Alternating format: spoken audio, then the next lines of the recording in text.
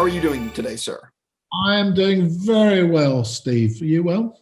I'm doing, listen, as well as I can be. Like I said to you before the interview started, I'm a big fan of your work. I have a lot of questions for you, but I want to ask you at least one or two things you've not been asked today. So the first thing is, what TV series would you love to guest, write, and direct? You mean that's on now or of all time? Well, I kind of want to know what's on now, but then I guess also all time. I mean, I would have loved to have done some of The Wire, for sure. That would have been fantastic. I mean, I loved Queen's Gambit, I have to be honest and say I thought that was absolutely brilliant. I mean, do you want me to carry on and on? There's two. No, I have so many other questions. If you could get the financing together right now for any project, what would you make and why? Well, I mean, it's not the financing. I've long wanted to do a version of 1984. But the issue is not really the financing, it's partly the rights situation, which is quite complicated, and also finding a way to tell that story. In a way, it's just so relevant to today, you know, that novel. The hard thing to do is to not make it sink under the weight of its own relevance. If you can see, it's a counterintuitive problem with an adaptation of 1984. But I think there is some, I mean, first of all, it's one of my favorite books. It's an indictment of tyranny and a warning from history, but I think that an adaptation for today would be extremely timely if I could ever find a way to do it. I think one of the interesting things about something like that is that with streaming, maybe the fact that it doesn't have to be a 2-hour movie, the fact that you could maybe tell that over 4 or 6 hours, like Queen's Gambit, maybe that opens the door a little bit more. Maybe. I think there's another problem with what I'd say those kind of texts is that they've been so ripped off over the years and mined by other, you know, in other ways, that the sort of classic text of that piece, which 1984 is, that it gets very hard to serve it up in a way that doesn't feel like you've seen it before in a funny way. So that's certainly a problem. But, you know, I think that someone's going to do it. Someone is going to do it, that's for sure. Completely. I'll be the first to shake hands with the person who gets there if they do it before I do. Jumping into why I get to talk to you today, I want to say for everyone watching, you did a fantastic job. You and Tom together are what we call real good. Oh, that's nice. Well, thank you. I'm always fascinated by the editing process because it's the final rewrite. Speaking to Tom earlier, he said there were some scenes that didn't make the finished cut. How long, for example, on something like this, how long was your first cut versus the finished film?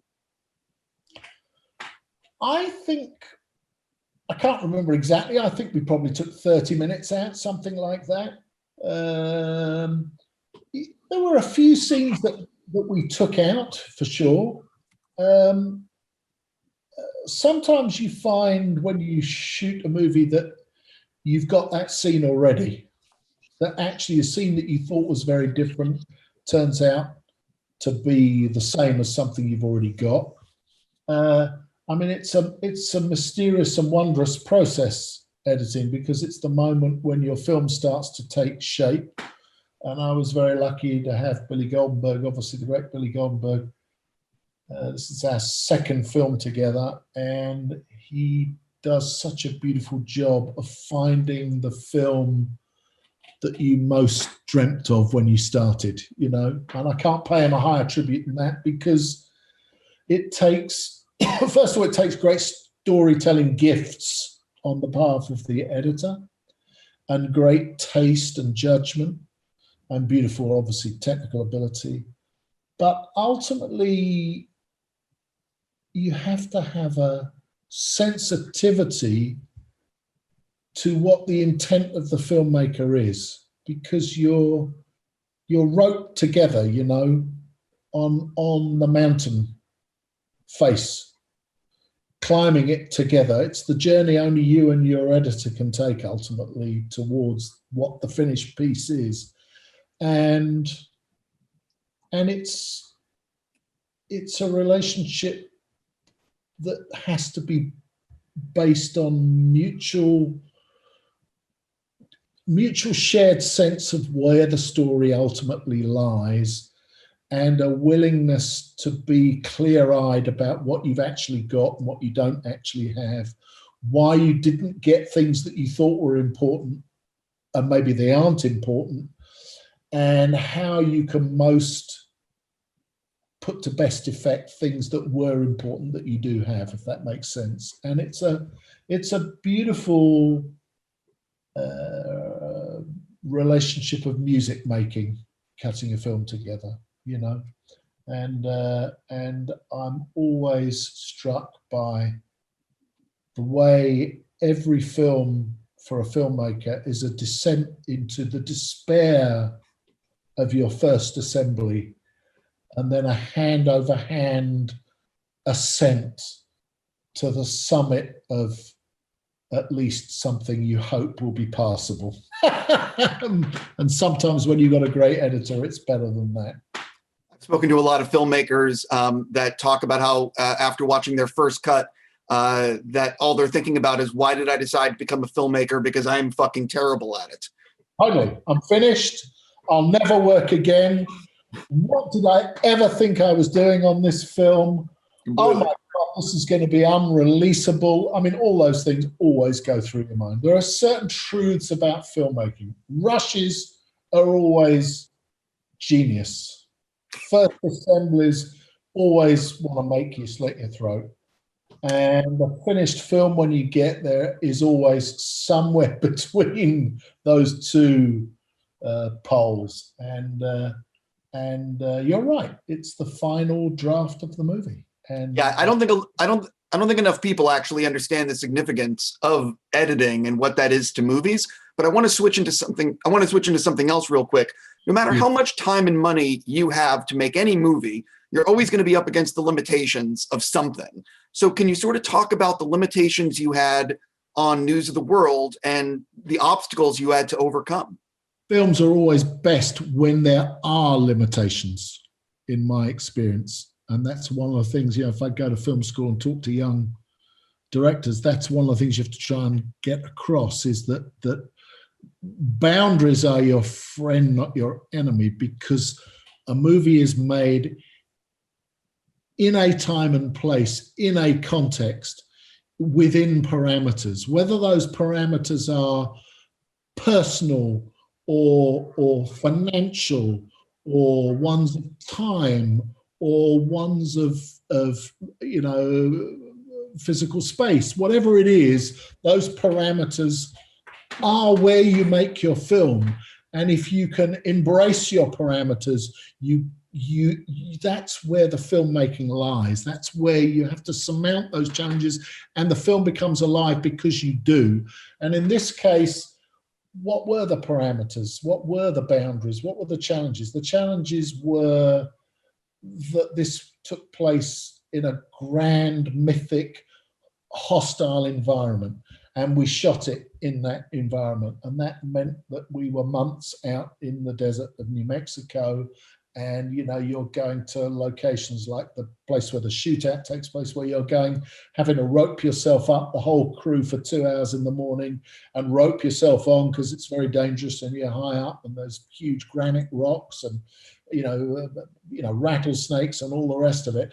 So that was a challenge. You've got the challenge of a young actress, 11 years old. She's a child.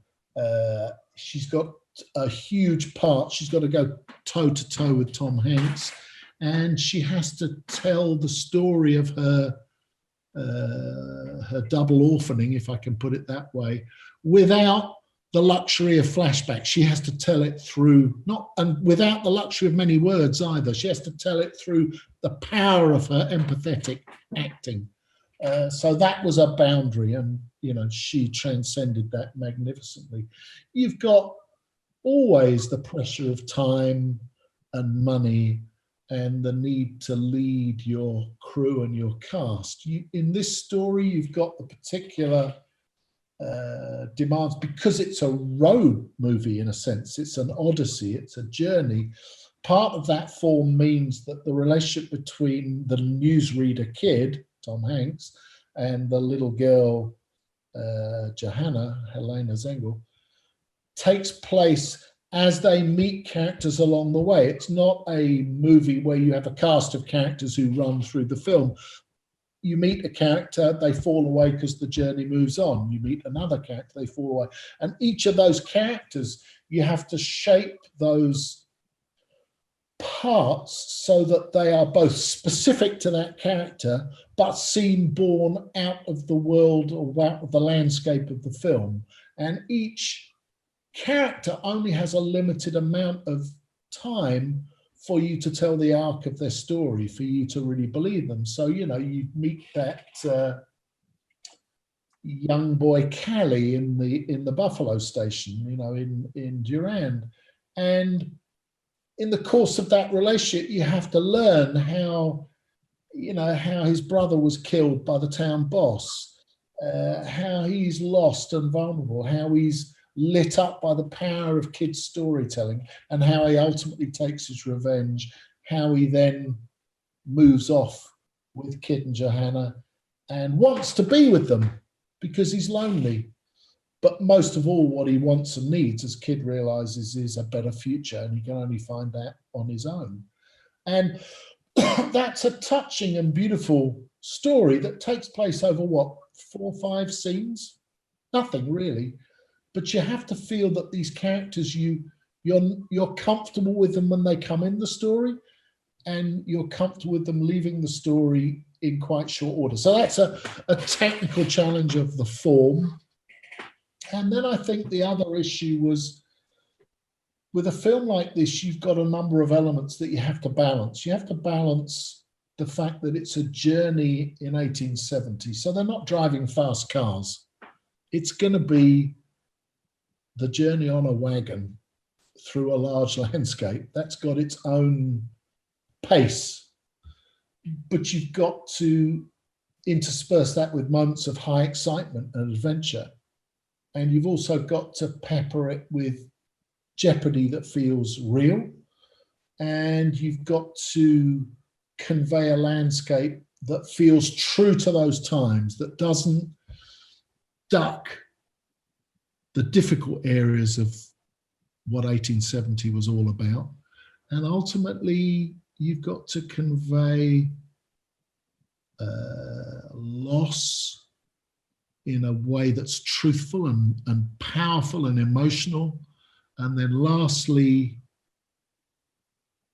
optimism and healing that doesn't feel sentimental, but feels earned.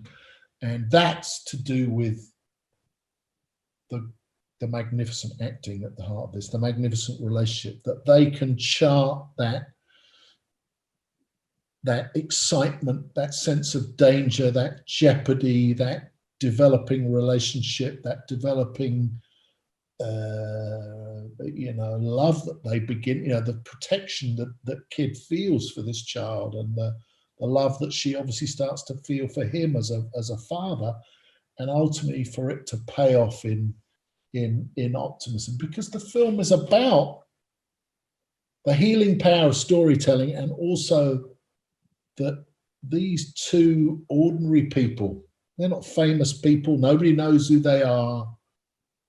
They go on a journey that shows us that it's that each individual's decency and the ability to recognize where we truly belong in this new landscape when we get through all of this, whatever this is today and was then in 1870.